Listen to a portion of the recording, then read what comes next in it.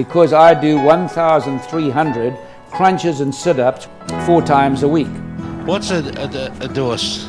Can you translate for us? Winner of the gold medal and the champion golfer of the year is Ernie Els.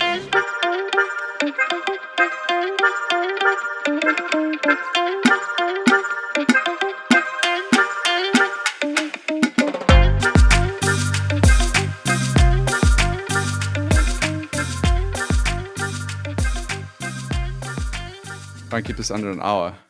Yeah, because I forgot my battery charger at work, so under an hour would be good.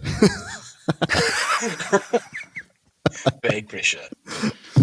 And with that bombshell, thank you, Hoff. Welcome to the Go Track, everyone. Episode 29. This is the podcast about golf and golf adjacent stuff, mostly from Africa. It's TBag here. We have a 3-ball this evening, one regular, and now a fully upgrade friend of the program. But first of all, it is good evening to Mr. Hoffman. How are you, Hoff? Hello, TBag. Hello, Tucky. It's nice to be back on. Nice to join you gentlemen on an icy Tuesday night here in the Crest in the Scottish Highlands. And nice to have you in a brand new setup there, Hoff, with a fresh microphone that you're talking into. Fresh mic, some earphones. It's a big turnaround for the Lisp Fest that I had speaking into my phone a couple of weeks ago, where I sounded, I don't think you can use the R word these days, but I sounded not on top of things, which was kind of embarrassing, but I'm glad to have the full setup now, thanks to you, T-Bag. Well, speaking of sort of changes of setups, so, Tucky, welcome back. You are now officially our first official friend of the program, being your third go-around. But, with these titles comes great responsibility. Welcome back.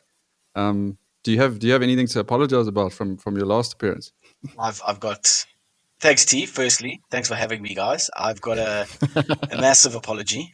As the guy who works in the radio industry and in the audio industry, for someone to have such appalling audio in my last appearance, I felt like that I'd almost kicked myself off. So T, thank you so much for looking past that. I've got a new setup as well, and let's pray to the audio gods that things are going to be far better this time around. Because when I listened back, it was a tough listen. It was a very tough listen. Yeah, we did have some feedback, some constructive feedback on that episode from a few of our sort of more loyal listeners, saying, look, they pushed through, they got through, but a couple of comments around guests being underwater and so on and so forth. So, look, we like to give people chances, yeah. So it is good to have you back, and I'm glad you got a nice setup there. And I got to say, looking very dapper with those two. Pictures behind you. So from a video perspective, I think you're winning. So yeah, you've got a face for TV, not a voice for radio. Maybe something to look into. That's it. That's it. I think this is part of my process to upgrade to in front of camera. I think being behind a microphone in the studio is just not cutting it for me. Guys, believe it or not, but this is episode 29 of the Go Track, and Hoff, I am starting this episode with an ad read. We are now at that stage. We literally have a nice announcement here on the Go Track. So we have our very first, what I would call coalition. I think that's an apt phrase to use at the moment in South Africa. But yeah, at the Go Track, we are now partnering with our friends at Wonderpar. So if you're a golfer and you are not using the Wonderpar app, I don't know where you've been, but let me give you a quick rundown. So Wonderpar is the free app that rewards you for simply playing golf. So by spending time on the golf course, you can earn Wonder tokens, which can then be used to purchase golf offers and experiences on the app. These include things like discount vouchers. They run a whole bunch of raffles on the Wonderpar store. They have competitions. I noticed they put a whole bunch of stuff out today for the US Open, so you can go and make entries into who you think will be the winner. First, whole bunch of little competitions that you can enter on there. They also have a Wonder Par League, which is basically, and correct me if I'm wrong, I don't know if you guys know about this, but it's essentially like a competition around the country for essentially who's playing the most golf. Bit of a cheat code there to see who doesn't have kids and who's single potentially as well. And lastly, one of the newer features of the WonderPar app is they have something called a course boost. So individuals or businesses can add a boost to their local golf course. So what that does is that means that anyone who plays on that golf course gets their number of WonderPar tokens boosted, either by 1.5 or 2 times. Which is quite a nice additional perk to have. So happy to announce, as part of our partnership / coalition, members of our home courses, so Gowrie Farm and Cotswold Downs, as part of this partnership, we have 1.5 times boosted these 2 courses.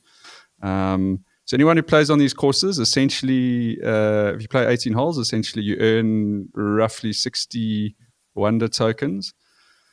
If you want to assign a Rand value to that, more or less, you're talking about around 30 Rand per round. Essentially, you're getting that for free just by going on the app and just by switching the app on, selecting the course, and then putting your phone back in your bag. So as long as you're on the golf course and not in the pub, the app will track you, and you will get these tokens, which you can then you need to build up them. You need to build up quite a few of the tokens to make purchases. But I mean, we're basically giving money away here, Hoff, on the golf course. I mean, essentially, we're essentially this is like a Robin Hood type situation, where we're essentially just creating tokens for all of our listeners. I don't know that.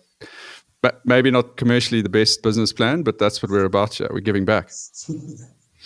Not to mention that one of our own members will probably clock the app for playing the most golf anyway. So it's a good coalition. I know that you said a cheat code to see who's single, and that he's not, and he has kids, but he'll still end up probably winning that whole thing. So shout out JDV. Yeah, that's actually a hell of a good point. So we may have to like create like a Go Disclose Track. it. Yeah, we may have to create a Go Track account just on his phone, and share in all those rounds that JDV is playing. But that's it, guys. It's super easy, the WonderPar app. So yeah, download it. It's totally free. And yeah, set foot on any golf course and watch your WonderPar wallet grow. Tucky, how did I do for my first ad read? See, you nailed it. Gave everyone all the pertinent information, told them where they can get it, what they can do, how they can steal from the rich. And you nailed it. I think that if people don't have WonderPar, firstly, I think they're missing out big time. I've got it. I use it when I play. And I'm fortunate enough to play a lot of golf when I play a round of golf. So all the time that I spend out on the course means that I earn a lot of wonder. Yeah, I think I'll be joining you in that mission there, Tucky. I think my points will also go up pretty quickly. 18 holes will bring a lot of golf, a lot of points. I think the only thing you failed to mention there, T, was T's and C's apply. That makes it legit. Once you've got that in the ad read, it's real. Yeah, like T's and C's do apply, of course, and yeah, batteries not included either. Just looking here on the Wonder Shop, they always have like some interesting, unique, like collectors type items on here. So at the moment, there's a live raffle for this Mizuno custom painted Mizuno putter, which looks super cool. So essentially, you got to put in 60 Wonder, and that gets you 3 entries into their live raffle, which closes in a couple of days' time. So that's just an example of like the type of interesting things that Jiran and his team at WonderPar are doing. And if you want to hear more information, Jiran, the founder of WonderPar, was actually the very first interview that we did on the Go Track. That was episode 7 or 8. And yeah, he goes into a bit more detail about kind of what their vision for Wonderpaw is and is going to be. That was quite a while ago, and the app has grown significantly since we did that, but definitely worth listening to. And I know they've got ambitions, they've got global ambitions for the Wonderpaw app. So it's great to see a South African business in the golf industry with lofty goals. And yeah, we're very excited to be kind of playing a small part in that. All right, gentlemen, we are now moving into, this is the US Open preview. We've got our usual Golf Champs focused picks that we're going to be going through. But firstly, I wanted to say, just quick round the room, what are you guys, what's getting you excited this week for the US Open? What are you hoping to see? What's getting you up this weekend? I'll maybe throw it out to you, Tucky. So, firstly, the one thing that I'm pretty stoked about, Adam Scott is in. So Adam Scott will be playing in his 92nd major championship, and I think that's is he in now as an alternate? Yeah, he's in. Him and Sergio were the last two alternates, I think. So he's in, which I think is very, very cool. So it's the second longest major streak after Jack. I think he was like over 100 or something. Oh, really? But so that's a really, really cool thing. But the other thing that I'm just looking forward to is, and I'm sure we'll get into it, is how these guys are going to deal with the greens and around the greens, because I think it's going to be one hell of a show. Hoff? Yeah, I think I sort of go on from that, from what Tucky's saying there. I mean, I wrote down sort of 2 words for my hope for the US Open. The first word is tough, and the second word is carnage. Those are the 2 hopes that I want to see at any US Open. I think over the last few years, there's been a couple of warning shots put out by some of these golf courses that haven't materialized into actually shooting people. I think Winged Foot was the last one that I think they came out and said guys aren't going to break par. Maybe 2-3 guys will break par, and Bryson ended up dismantling that golf course. So there's been a couple of not letdowns, but certainly close to letdowns from a carnage point of view. And yeah, I mean, looking at Pinehurst and that, I'm not sure if it's a carnage type of golf course, but like Tucky says, maybe around the greens there will bring the toughness that I'm seeking. But I really want to see blowouts. I want to see guys getting upset. Maybe even get a Gary player on there to discuss why it's been set up wrong and bad and all those kinds of things. Then it's working. Sort of like a Chambers Bay kind of thing. So yeah, tough carnage. That's my fingers crossed for this weekend.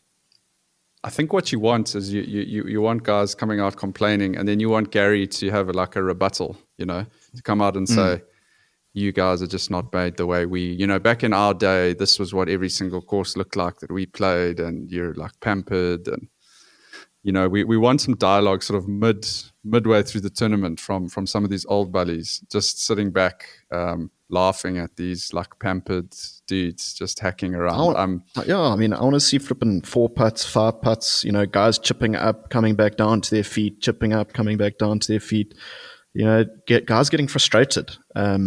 Not just your normal run-of-the-mill Thursday to Sunday PGA Tour event, 25, 26 under par winner, It would be nice to have a winner that's, the top 10 breaks par kind of thing, and that's about it.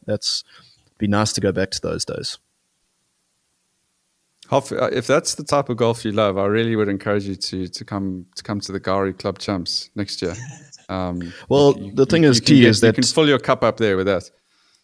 Look, I mean, that is the type of golf that I love, but it's I don't need to go to Gowrie to do that. That's the type of golf I experience at any golf course. It doesn't matter what it is. It's golf balls and golf balls lost and 6 putts and 4 putts and all that kind of thing. I have the handbrake of the ring that saves me on most holes. So I'm looking forward to seeing the US Open guys experience what I experience on a golf course. That would be great, or at least some of it.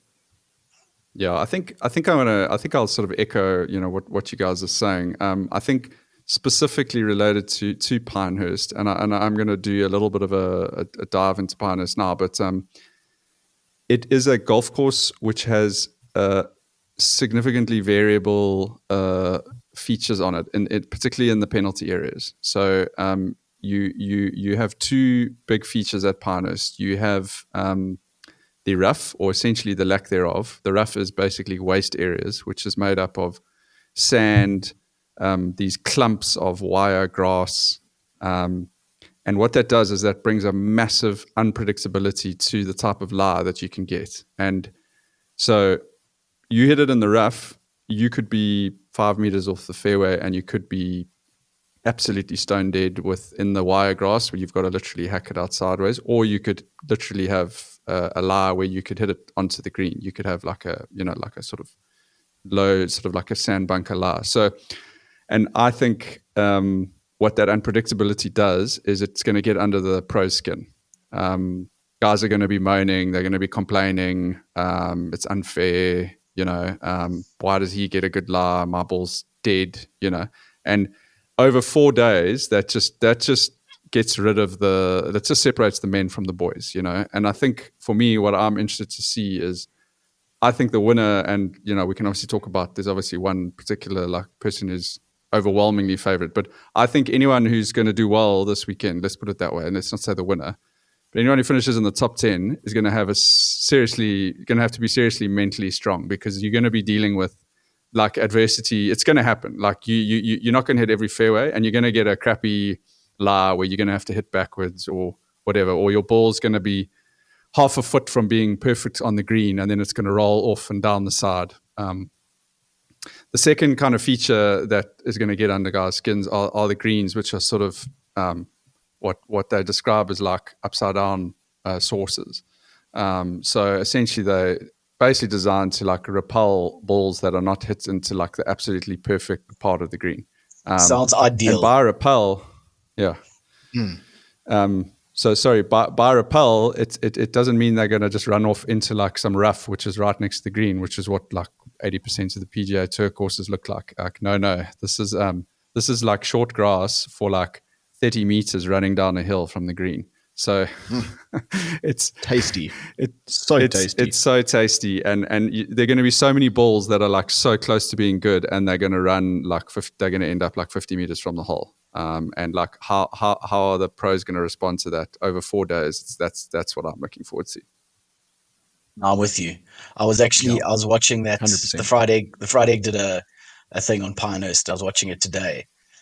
And Jeff Ogilvy was talking about it, and he mentioned that whole thing about how the upside down sources, the greens, and you're just looking at so many of the greens. Obviously, the bunkers around the greens on a lot of the holes, but a few of the holes, they've got nothing around them. It's just the runoff, and that's like, you just look at that green and you think, oh shit! Like if you got to hit 150 meters into that green, the guys are going to be like, you miss it slightly and that thing's gone, and it's just rolling and rolling and rolling. So like, as you mentioned, the mental toughness of these guys this week is really going to be on show, and it's going to separate the top guys quite easily. I think you're going to see a couple of the names at the front because they not necessarily just better ball strikers. I think they're just stronger individuals, and they've got sort of more mental toughness, and I think that's going to be a massive, massive thing for these guys this week. Yeah, which makes like the one particular person, like obviously at the very top of the pile, it makes it a very scary factor for him, because he seems to just have the most calm mental approach to the game. And a place like Pinehurst is really going to be where that shines through. So if you add that to like his outrageous kind of skill set at the moment, it really does feel like Scotty versus the rest of the field. The other thing I was going to say is that there's a huge amount of luck that's basically going to I think what I like about Pinehurst, and I'm with you, Tucky. I also watched that same video. Is that like it was sort of designed in obviously everyone, you guys know I love my sort of classical golf design, but it's designed in a way that it obviously rewards skill, but it throws this element of luck into it, which is something that the pros don't deal with on a week-to-week basis. On most PGA Tour courses or on most pro golf courses, it's just an execution test. So it's just driver, wedge, green. Here you're dealing with you're going to have to deal with a little bit of randomness. It's like bounce of the ball stuff. It's where does it land in the rough? Like from a viewing perspective, like I'm all in on that. So yeah, that's kind of us going around the room there. Guys, I wanted to do a little bit of a chat on. Or just to sort of touch on some of the previous US Opens that were at Pinehurst. Not going way back here, but kind of the last 3 US Opens. They're actually some pretty famous US Opens, all for different reasons. So 1999 was the sort of famous Payne Stewart's US Open, the sort of final golf tournament that he won with that sort of infamous last putt that he sank. And that kind of like punch in the sky, where he held off, I think it was Phil Mickelson on the last green on the 18th hole. Weirdly enough, Payne Stewart came up in our last podcast, Hoff, but I think it was only 3 or 4 months later that his plane essentially, his plane not never landed, but had that like tragedy where essentially I think everyone passed out just after takeoff, and then it flew like basically across the whole of America and crashed like somewhere in the northwest of America. Very sad.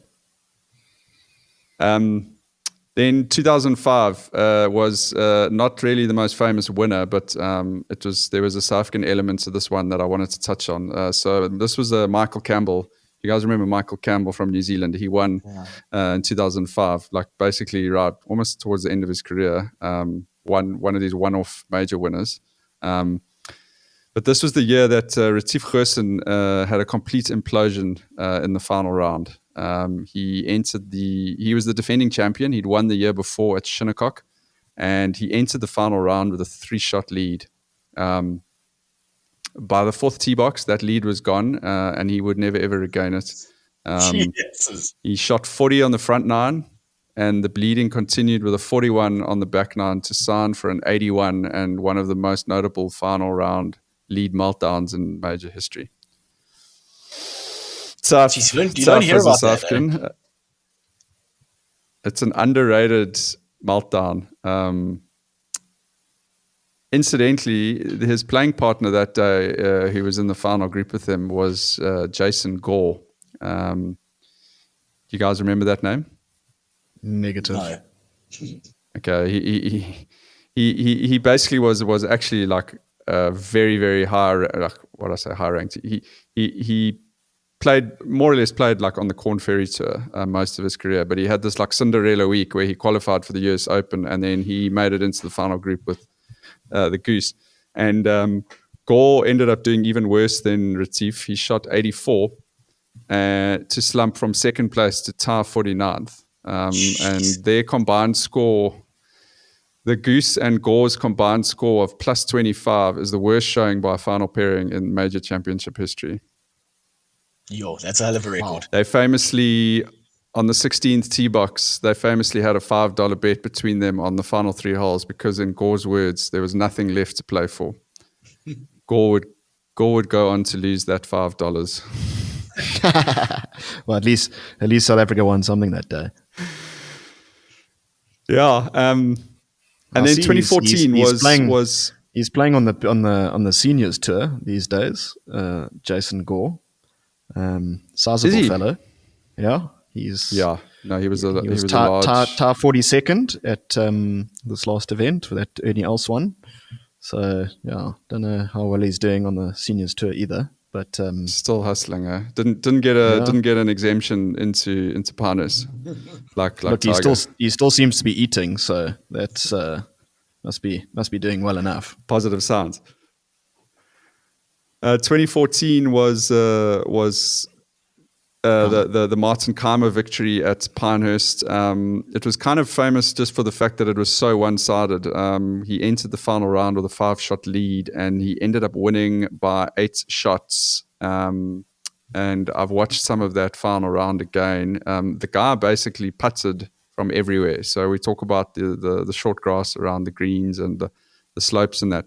I mean, the guy was putting from like 30, 40 meters away.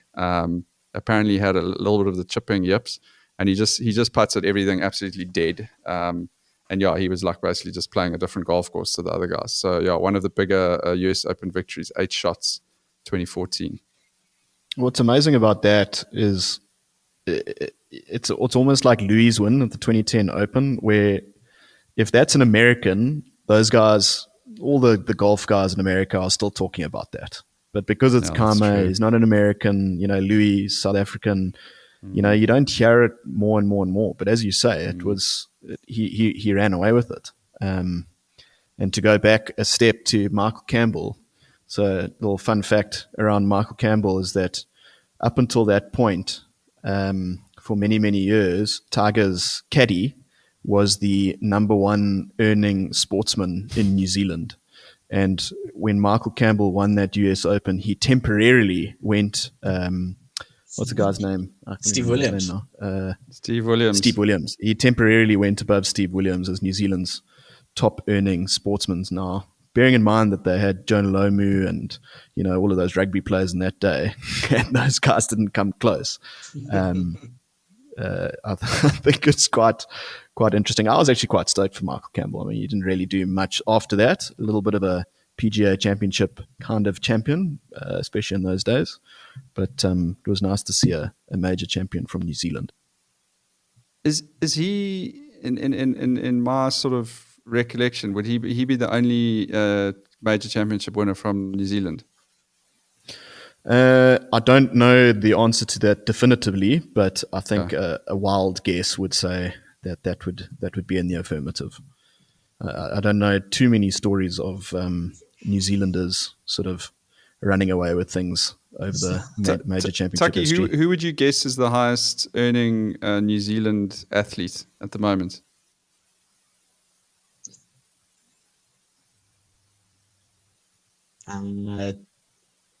Bowden Barrett, or maybe left field cricketer like Trent Bolt. That'd be my guess. Probably very wrong. That's a good shout. Trent Bolt. Okay. The cricketer. Yeah. Yeah, because he's been playing in the IPL for years. Yeah. So you reckon those guys, if they go over and play, do you think the most successful? I know we're doing a sidebar here, but do you think the most successful like commercial sports person was Dan Carter in terms of like endorsements and all of that stuff? He went and played at France for a while as well. Yeah. Okay, I've got it. Here we go. Are you guys ready for this? Ready. It does. Okay, so number one, Trent Bolt is 9, in case you're wondering. Not one rugby player in the top 10. Stephen Adams, Wow. who I think is a basketball player. NBA. Yeah. Chris Wood is 2nd. And then our Nigerian friend, Israel Adesanya, is 3rd. He's the 3rd highest paid New Zealand sports person, actually. Wow. And then it's the UFC fighter. Yeah, he's the MMA fighter. Ryan Fox is 7. Okay. Lydia Ko 8. Trent Bolt 9. Scott Dixon 10. I don't know. Joseph Parker and Steve Alker are 5 and 6. So that's your top 10 Kiwis. Not one rugby player. Excuse my ignorance, but who's Chris Wood? I have no idea. Yeah, no, I've got no idea either. Steve Alker is the guy who's had like a new lease of life on the seniors tour. He's been like absolutely cleaning up in the last 2 years on the seniors golf tour. I think he'd won maybe one tournament in like 30 years, and then he became a senior, and suddenly he just started dominating. Quite so interesting. Chris Wood is Premier League striker. He's a footballer, I see. Yeah. Played for Burnley and yeah. So should have known that. Sorry, Chris. Apologies to all the New We Zealand digress. listeners. Yeah. Anyway, We're tapping into the New Zealand market now. So yeah, and we're like, look, we'll take have to answer that to the major winners from New Zealand. 1963, the Opium Championship was won by Bob Charles at Royal Lytham, and then the 2005 US Open, Michael Campbell. That's it. So they have two majors. So I'm sure the Oaks are hoping and praying that Foxy can bring something home for them.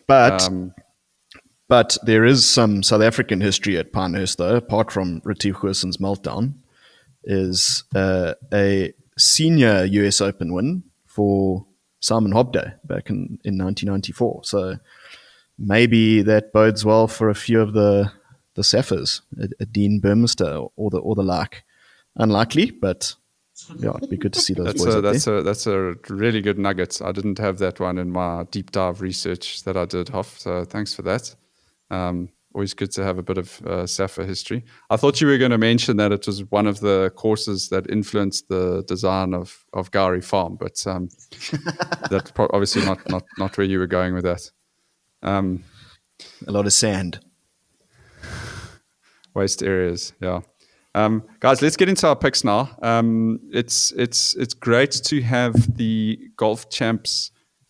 What I feel like they're getting back to their roots with it being harder and harder to put together a squad now that they've kind of ceremoniously dumped the official world golf rankings and adopted who knows what. They haven't been very transparent with us.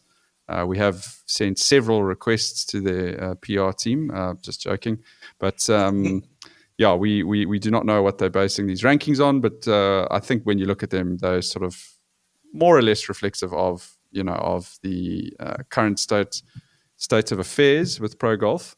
So for those of you perhaps listening for the first time, we've done this at all the majors this year. So what we do is we each pick a couple of guys in the different in some different categories, which I'll go through now. And really, the goal is to try and maybe pass out some nuggets to guys listening, looking to put together a golf champs team. Where you need to, if you've never played golf champs before, then yeah, go and check it out online. But essentially, you need to put together a team of players with a ranking of higher than 100. So, you need to put together 4 players. So, in order to do that, you have to combine some good players with, what we call a couple of street dogs.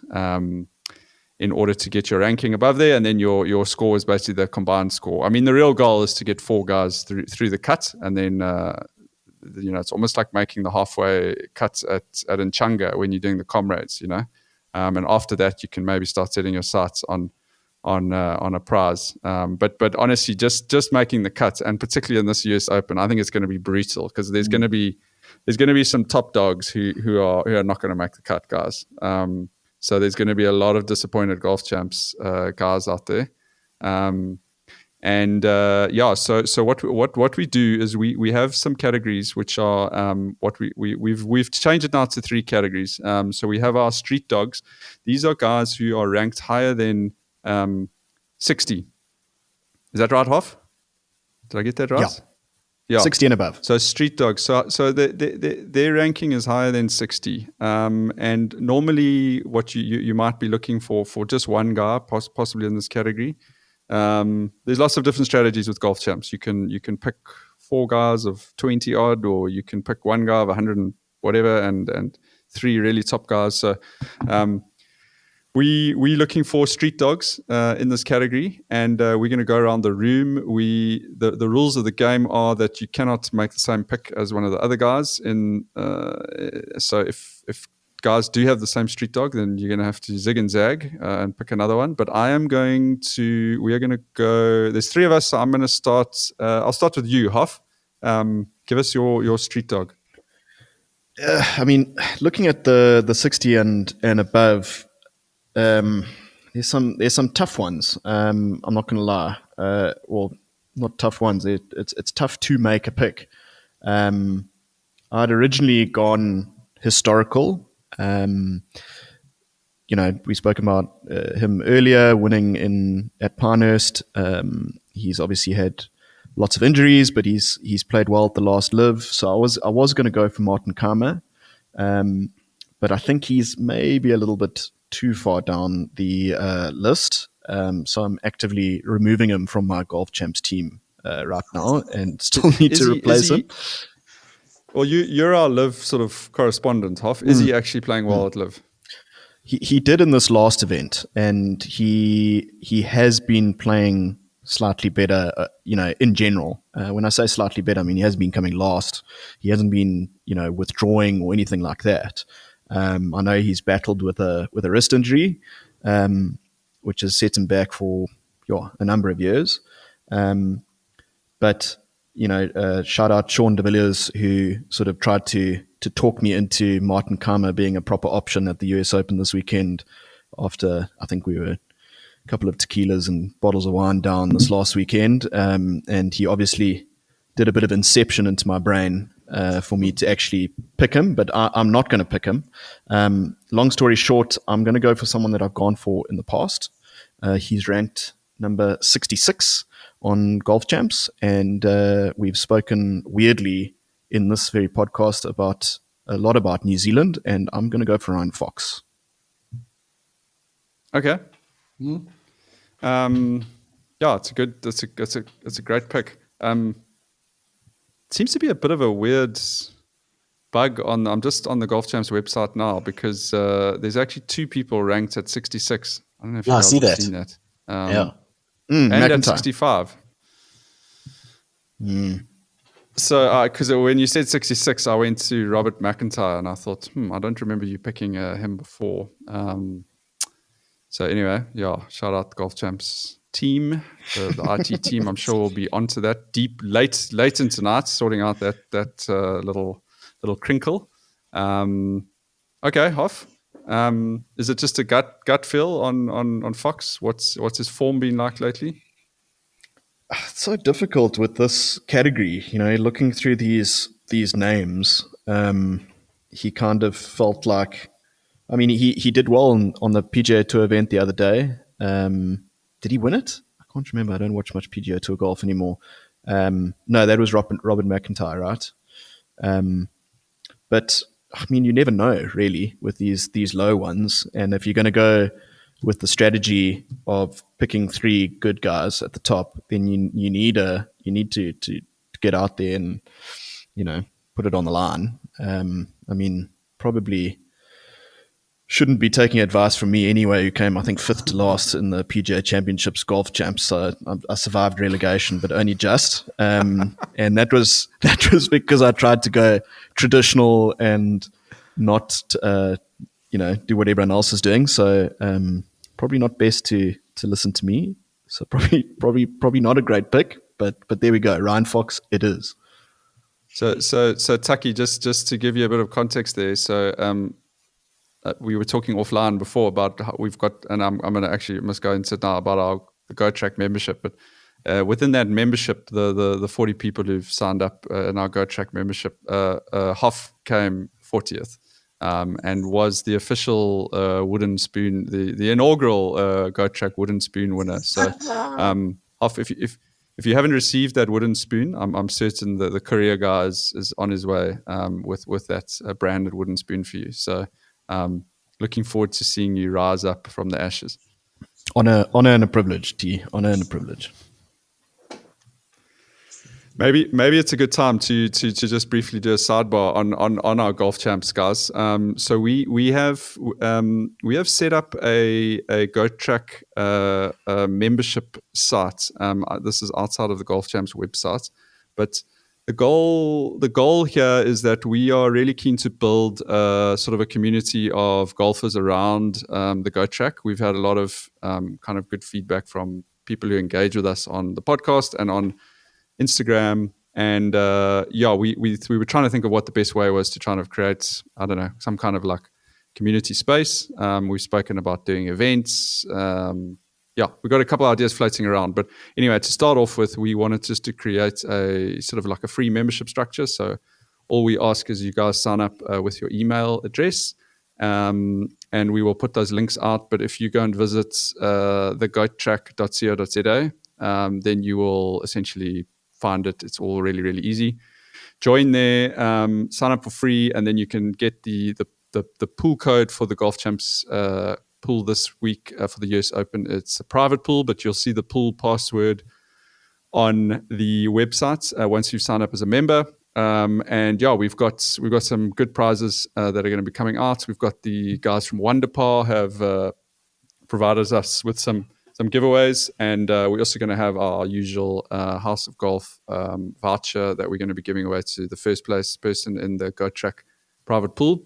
So yeah, visit the gotrack.co.za and sign up as a member. Pretty easy. I can see Tucky's doing it right. Literally doing it right now. He's concentrating very hard, testing our website developers, aka me. But that's kind of how we're running it now, guys. It's kind of trial and error, but we'd like you guys to sign up, and we're quite excited about the future, building a bit of a golfing community, get a bit of golfing banter going. So join, and T's and C's do apply. Hoff. Join and win. Join and win, and T's. Yeah, please make sure you read all the fine prints, because that we did get it written by an attorney. So just be careful what you take there. Tucky, I'm going to go to you.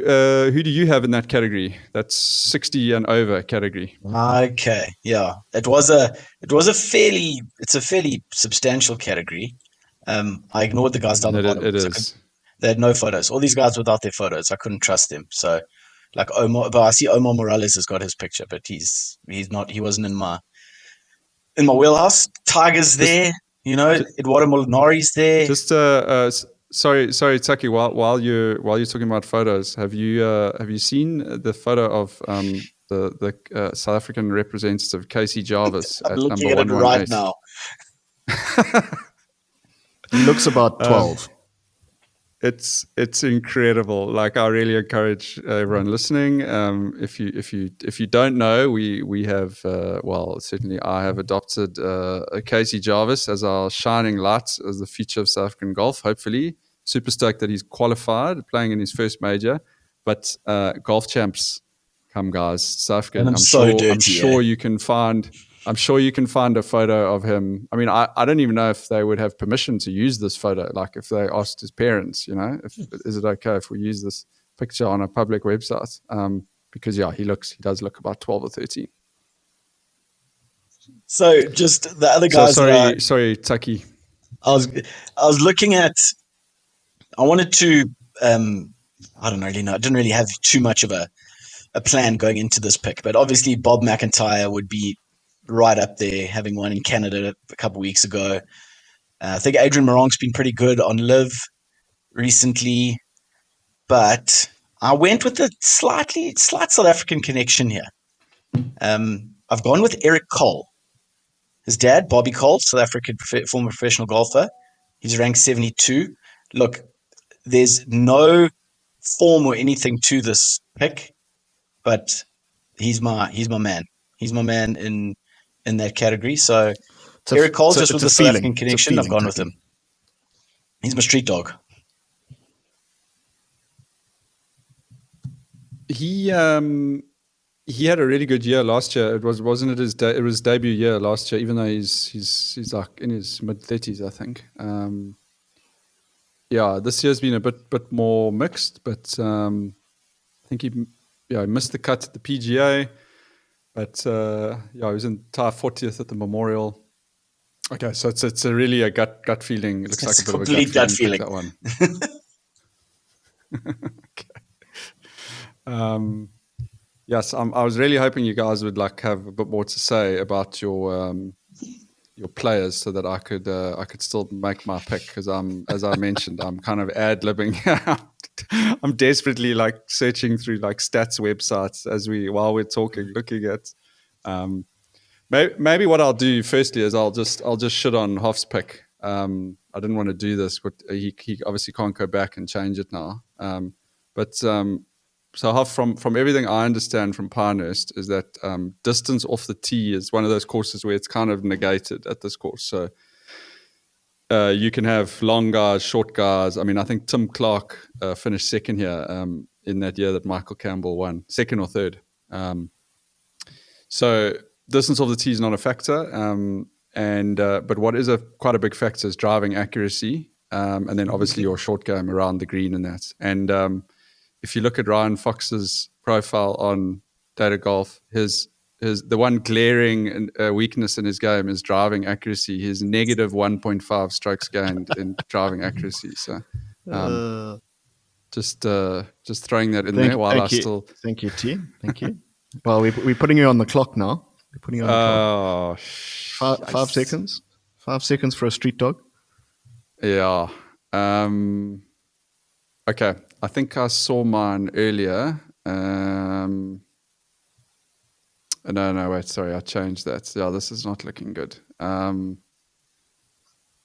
You know what? I'm this is totally off the cuff as I wander through here, but I'm going to go with some insider information that we received this morning on our WhatsApp group from one of our biggest live fanboys in our community, who reckons that David Puig, I hope that I probably totally butchered that, ranked 79, live player. Spanish, he's Spanish, I think. Who does he play for, Hoff? Who does the Fireballs. The Fireballs. Okay. Fire guns. Rumor on the ground from the 35 fans who were at the live event in Houston is that old David Puig is in a bit of form. So total gut feel. As I check now, I see that he's -1 driving accuracy strokes gained. So yeah, totally going against my own advice here. But yeah, that's I'm going to land on him. These insiders can't be wrong. Yeah, I think Tucky, we nailed it there. Yeah, he finished tied third in Houston. That's got to count for something, huh? Cool. So yeah, guys, look at Puig. Apparently, he's playing well. Tucky, who do you have in the farm dog category? This is where again we're looking for it's almost a non-negotiable that your farm dog makes the cut. When you're betting down in that sort of category, you really need someone who's going to be dependable, who's going to get you across the line. They're probably not going to win. They're probably not going to be in the top 10, but you want them to be sort of like the anchor of your team, whereas your street dogs are, it's a little bit of a gamble. So walk us through your farm dog.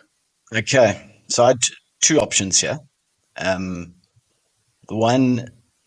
They're both actually, the one that I'm going with actually now, I've literally just decided in the last 30 seconds. When you were talking, I was just looking through his results. My first choice was going to be, my initial choice was going to be Adam Hadwin, the Canadian. He did really nicely last week at the Memorial.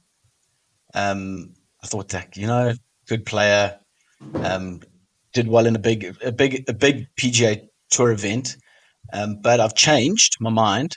And I'm going with my other option. I'm going with the big guy from Austria. I'm going with Sepp Straka.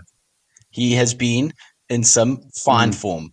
Masters T16, Heritage T5, Wells Fargo T8. He was cut to the PGA Championship, Charles Schwab T5, and then Memorial T5. So he's been in red hot form. The big guy from Austria. So wow.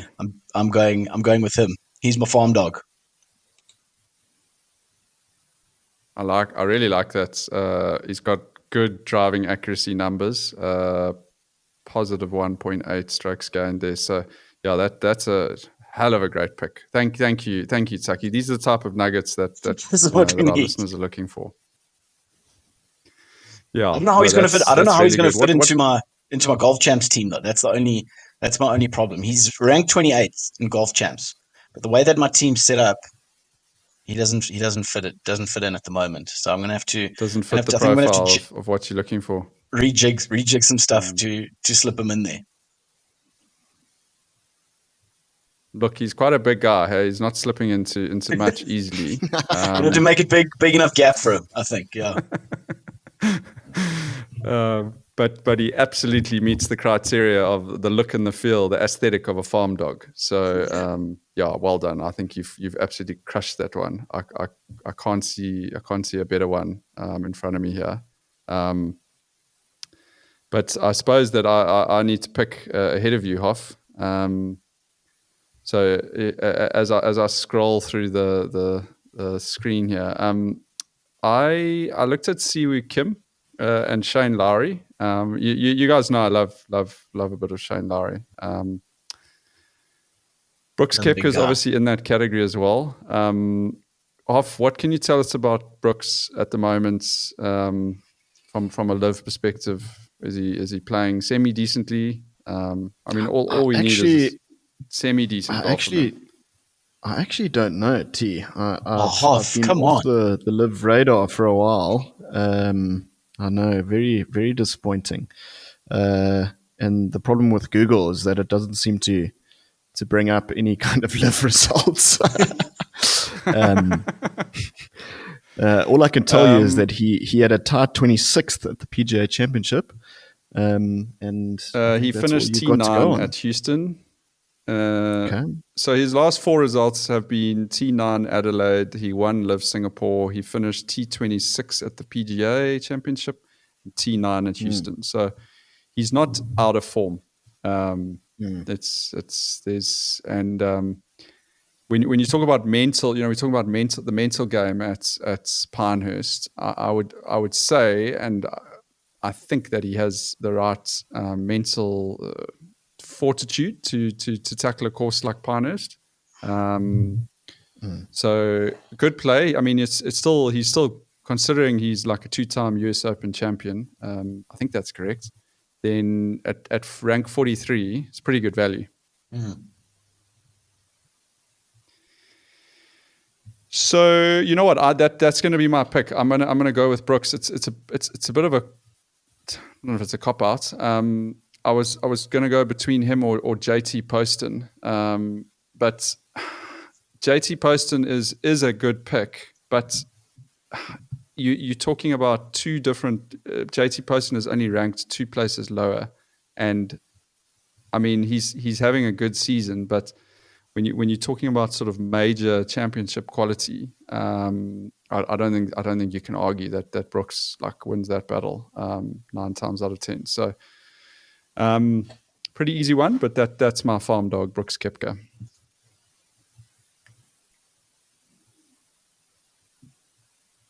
Are you still with us, Hoff?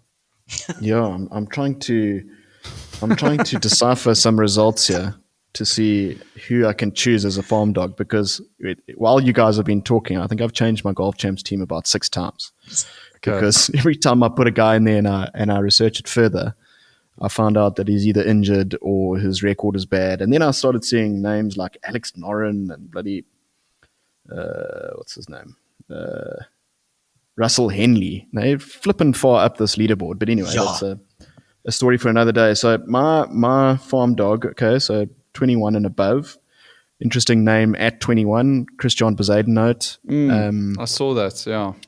I mean, from what you're describing, T, it could set up nicely for him. Probably not for a win, of course, but to make the cut, which is critical on Golf Champs. He's a good putter, so maybe if he takes the Martin Kama 2014 approach, he can hit a few things dead.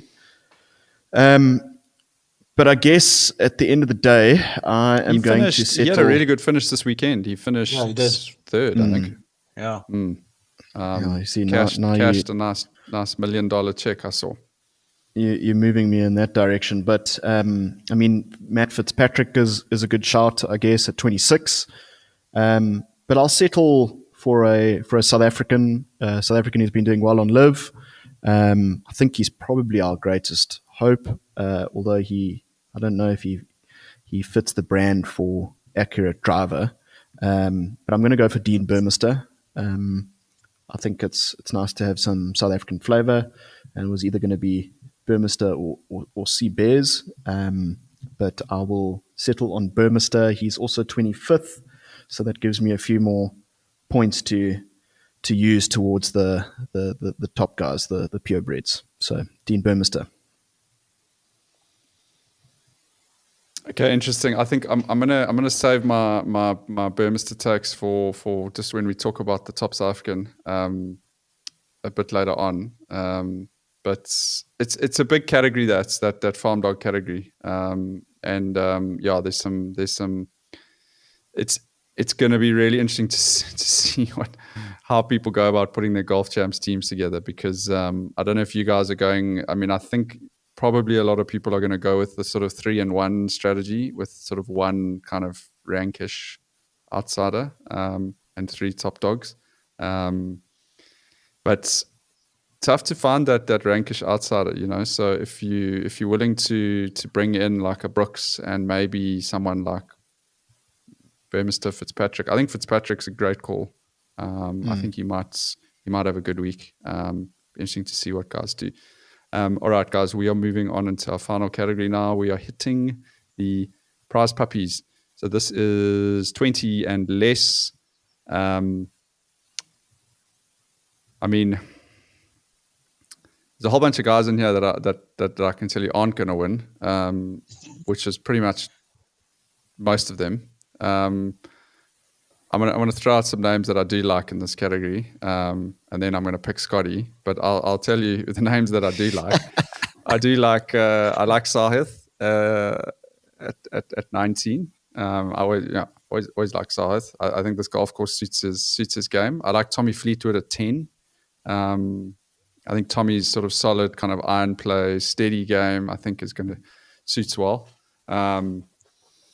So yeah, not to be boring, but yeah, I'm gonna have to. If Scotty's available, I'm gonna have to take him off the board, guys. I can't see people winning golf. If anyone comes close to winning golf champs without Scotty in their team, then that'll be super interesting. But yeah, I'm gonna take him off the board for you guys. So let's go to you, Hoff. I think you're up second. Who do you like outside of Scotty? Yeah, as you say, it's tough because he's just so good at the moment. It doesn't seem like anything really rattles him or anything. Even bloody getting arrested doesn't seem to do the trick with Scotty. But there are some good names. I don't think he'll win, but Tucky will be happy to know that I'm not going for Ludwig Ober. So it was a two major thing, and with flirting with relegation, I have to make some smart decisions, sack the manager, and bring someone else on. But I really like Max Homer. I think he's got a good short game. He's reasonably accurate from what I can guess watching golf. I mean, it's difficult, as you say. I think Sahith is a good shout as well. TBag. I know that between you and Jacques, you're quite big fanboys of Sahith.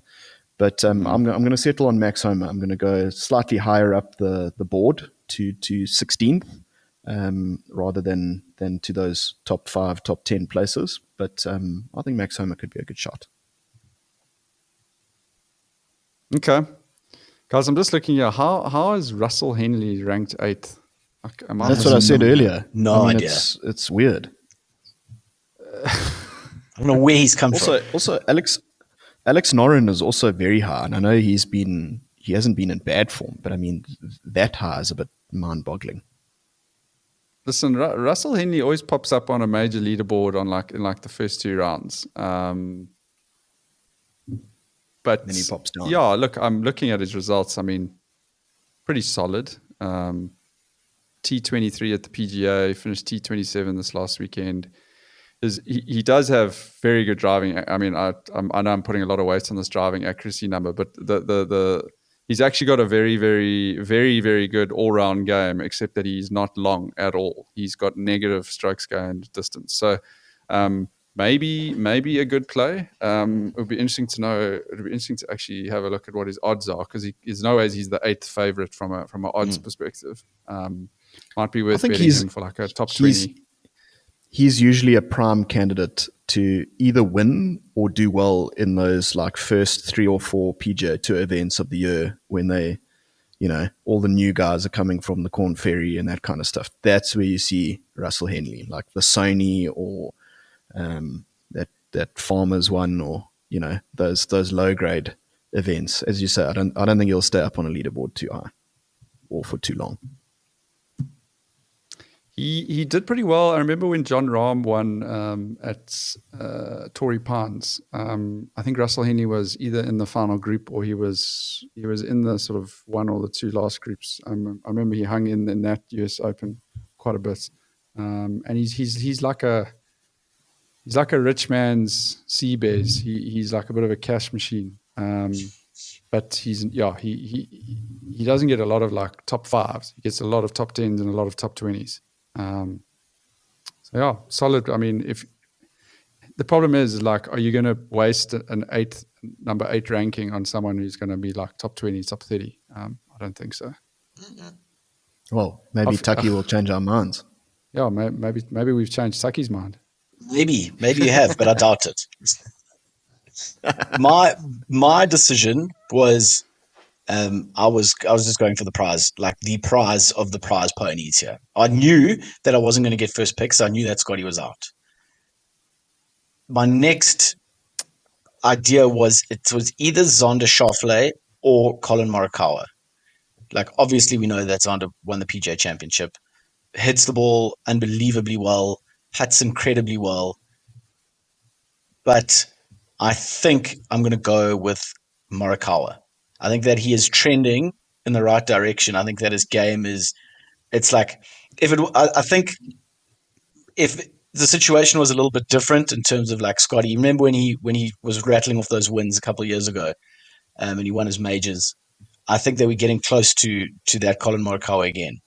And I think that he's got it. He's not the most exciting individual in the world, to be fair.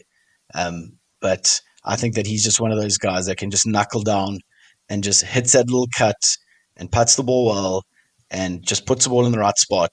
So I think that he's got a good chance this week. That's why I'm going with Colin Morikawa. I think Morikawa is a very, very good pick this week. I think he leads the PGA Tour in strokes gained, in driving accuracy, and he's like right up there in terms of strokes gained approach as well. So, I guess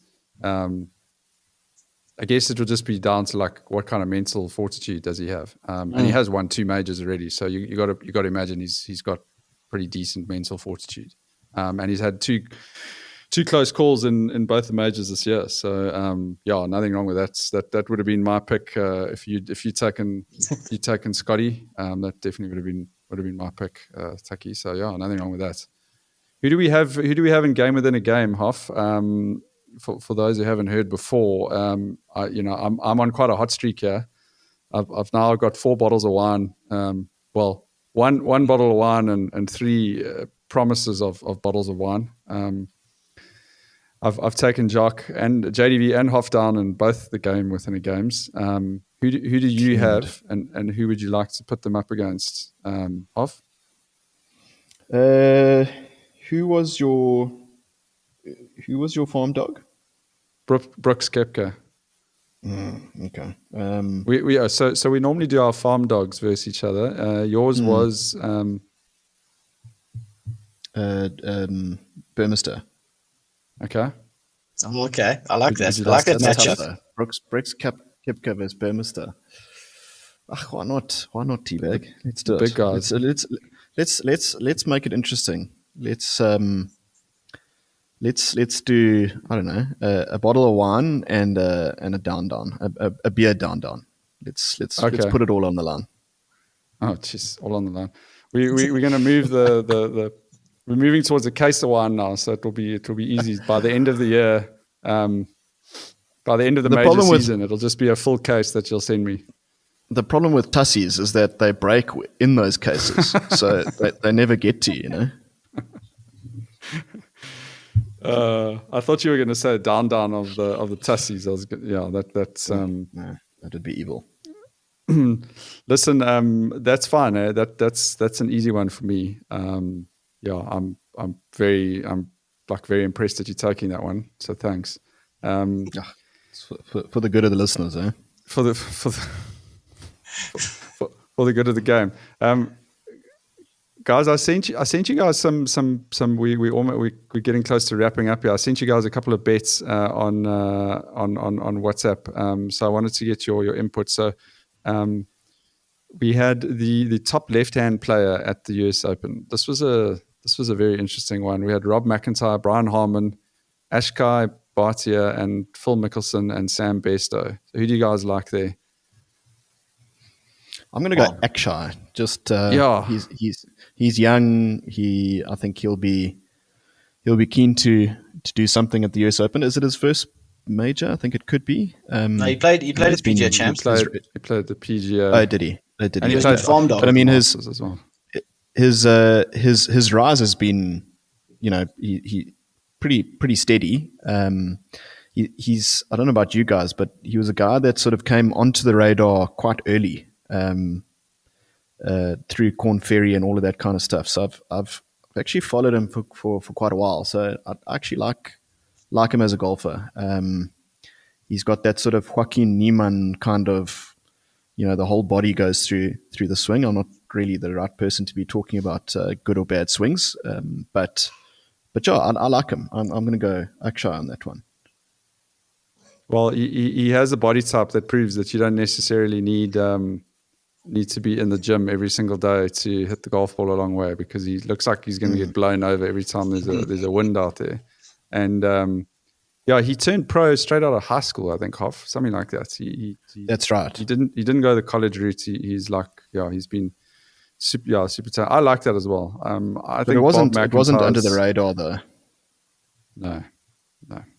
I think Bob McIntyre is going to be still hanging. I think he flew back to Scotland and had a big piss up with all the oaks in Scotland there. So Brian Harman, I just don't wish any good things for him. So I won't be backing him. I think a Phil Mickelson missed the cut bet could be fairly safe. And I have no idea who Sam Bairstow is.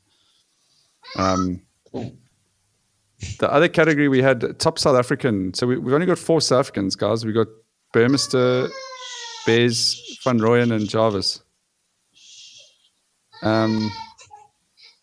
Who do you like here? I've got a bit of a curveball here in that I'm actually going to pick Eric Van Rooyen as the top South African.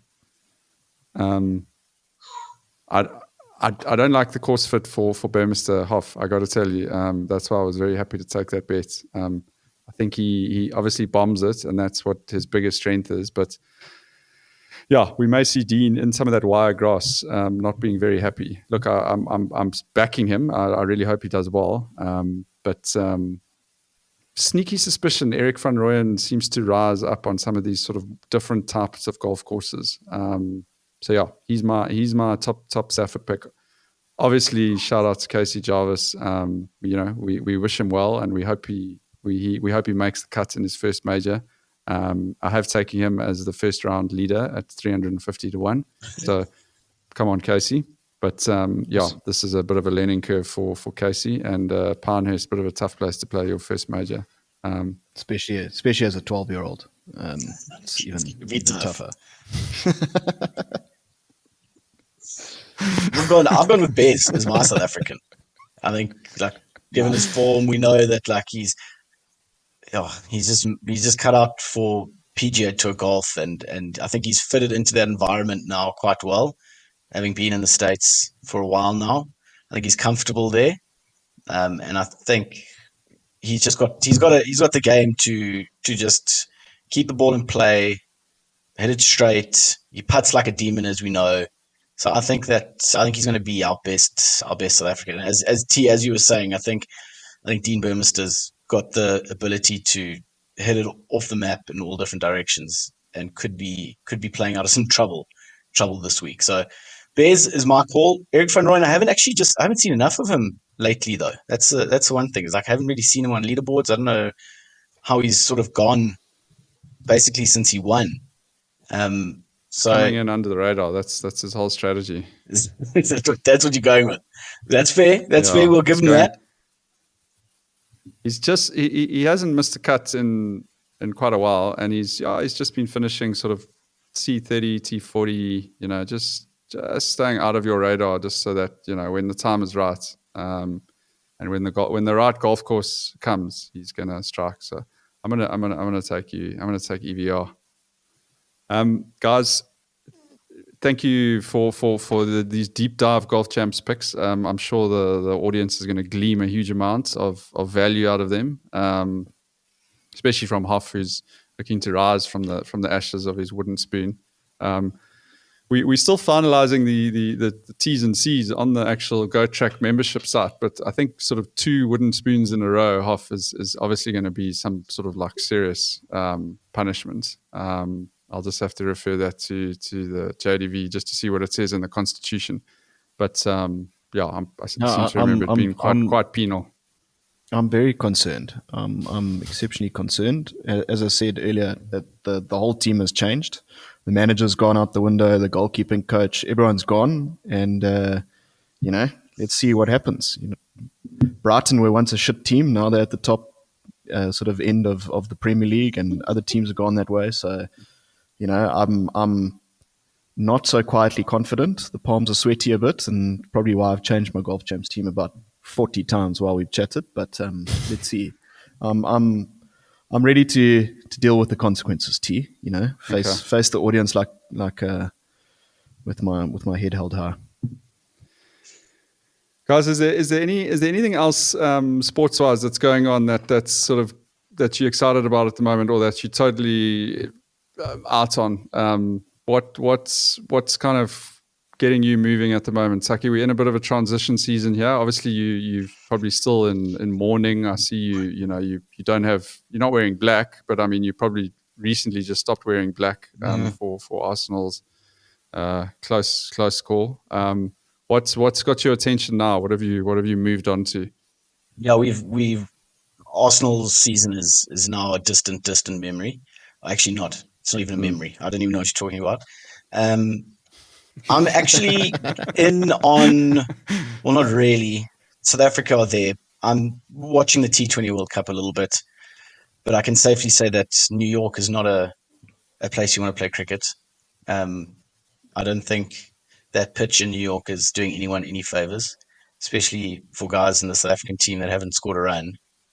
It hasn't really helped, but thank God we're no longer playing there. Now we're moving down to the Caribbean.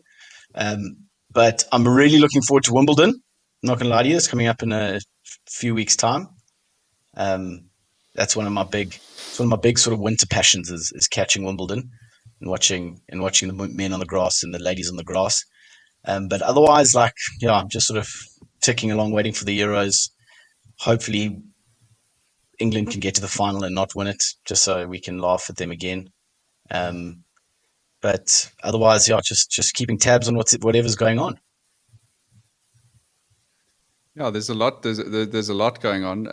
The French Open was epic. I really enjoyed the sort of back end of the French Open. I'm gonna echo your sentiments there. I think I'm in on Wimbledon as well. The French Open really got me excited for that. So that's not that far away.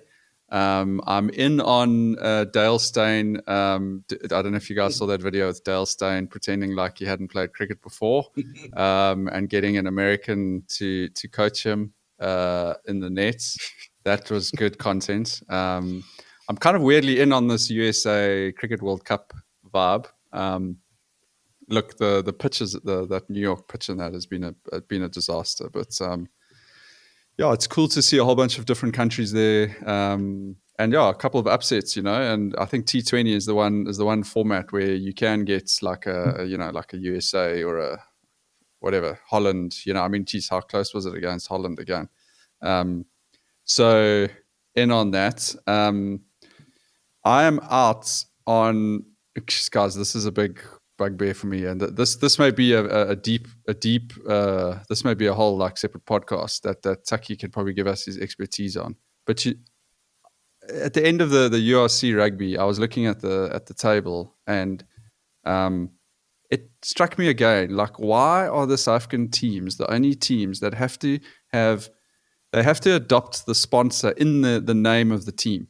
So they have to be the Vodacom Bulls or the DHL Stormers, or all the other teams are just their team name. And I'm sure they have sponsors, But why is it, and maybe Tucky, you are the perfect person to ask this question. Why is it that our teams get just taken over by sponsors in this way? And not only our teams, but our stadiums as well. So we have to have the, whatever it is, the Hollywood Bets Sharks, and the match kits. The match kits as well. There's sponsorship.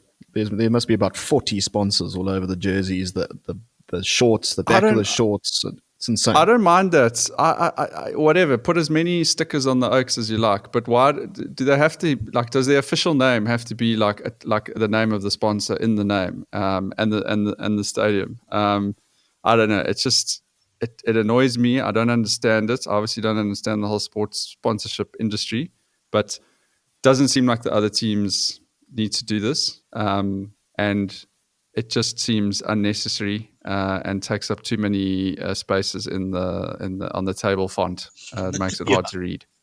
It's tough because, like, I think we adopted that sort of title sponsorship thing quite a while ago, and when people are paying that extra money to get the naming rights, basically, you're not really going to go back.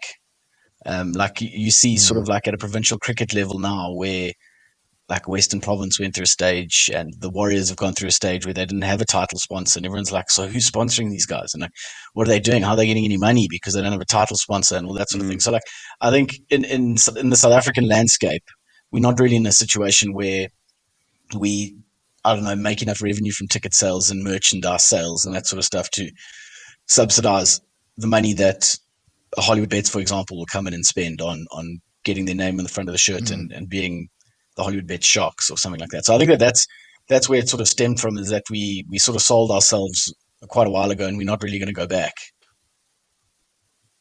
Yeah.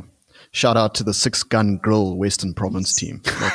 That's Try and say that. Try and say that when they're like 5 times in a row.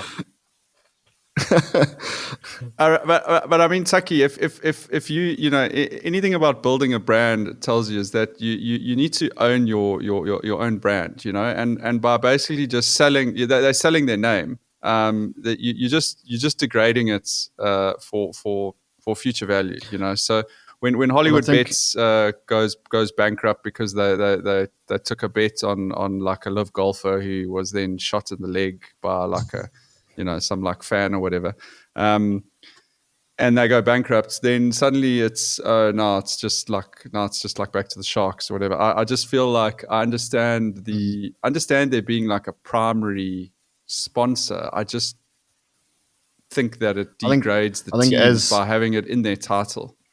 I think, as Tucky says, it's something that we've done for so long now that they can't go back. But interestingly enough, on that subject, and as you say, T, I mean, this could be a podcast in itself. Looking at some of the American things like the NFL that don't do that, and they have so much value in their brand now, or something like the Premier League. I mean, a couple of years ago, it was the Barclays Premier League, and they decided to not renew with Barclays a few years ago and not take on a title sponsor. And it was based on that whole thing that they had seen with the NBA and the NFL, where there was so much value in their brand. But I don't know if that kind of value exists in our sport, and sort of countering the point of not seeing those title sponsors and some of the guys' names overseas. I mean, maybe there would still be a Worcester Warriors or a Wasps rugby teams in the English Premiership if they did have title sponsors. Although, it would probably be horrible to hear like the Woolworths Worcester Warriors or something like that. But who knows? It might have saved them. But it's certainly horrible. I mean, the other favorite I think was the Auto and General Super 14 Lions from a couple of years ago. That was actually one of my worst ones. Yeah, it took 3 lines on the log. Salty Sharks isn't great either, but we now got Hollywood Bets on board, so thank goodness for that. But yeah, that is a bugbear as well. I mean, I have so many questions around like, does it not impact like the other sponsors, like the secondary sponsors that get involved with the teams and that as well. But anyway, that's a whole like podcast that we can go down. But that was something that I was out on the other day when I saw it. I was like, this is shit.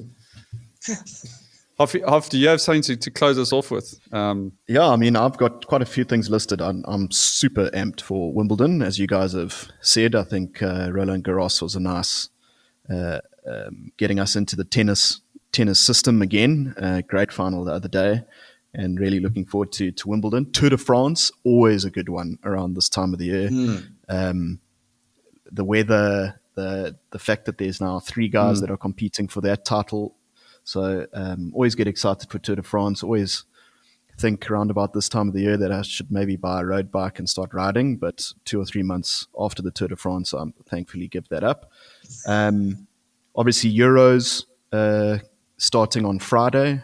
That could be pretty interesting as well. And a nice little filler before the Premier League comes back. And then lastly, some nice test rugger. I mean, we've got South Africa versus Ireland coming up at Kings Park. There's already been a war of words online. Johnson, guys Kings like Park. Just give it a proper name.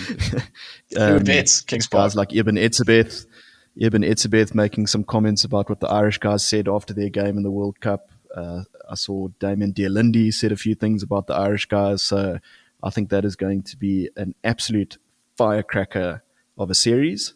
And to go against the flow, I am completely out on T20 cricket in general. I don't like it. I'm a traditionalist when it comes to cricket. So this has been a pretty dog shit World Cup for me. I think there's a World Cup every year in T20, which doesn't make sense to me either. Overkill on the cricket side, especially when IPL feels as long as Super 14 became, or Super 18 or Super 15.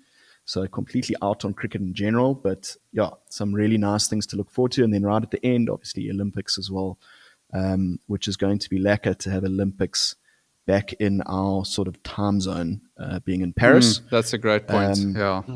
So, looking back to the London Olympics, which was just cracking. It was such a cool Olympics, getting home from work, watching everything from swimming to shooting. But super keen for the Olympics. It was tough watching in Rio. It was even tougher watching in Japan. So yeah, super psyched about all of that coming up. The Olympics is not far away. The Olympics is 6 weeks away.